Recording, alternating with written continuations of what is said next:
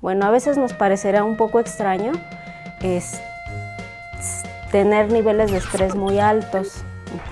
Esto nos puede ocasionar bruxismo, que nosotros estemos apretando o rechinando nuestros dientes durante la noche.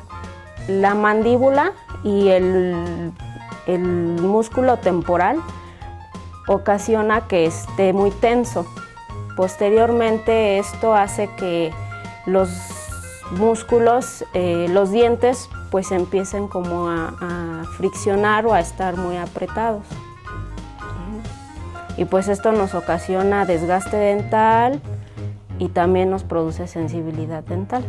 Principalmente es cuando tienes dolor de cabeza, que despiertas con dolor de cuello, que cuando abres y cierras tu boca te duele o simplemente escuchas un chasquido, un tronido. Eso es generado por el bruxismo.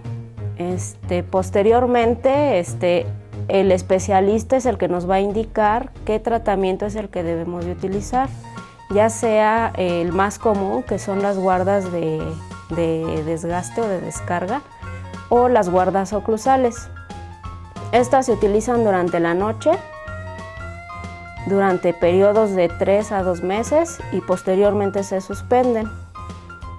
Y lo que también se recomienda es realizar alguna actividad física, alguna actividad manual, escuchar música, yoga. ¿Esto para qué es? Para poder relajarnos y no sentirnos tan estresados y no ocasionar lo que es el bruxismo.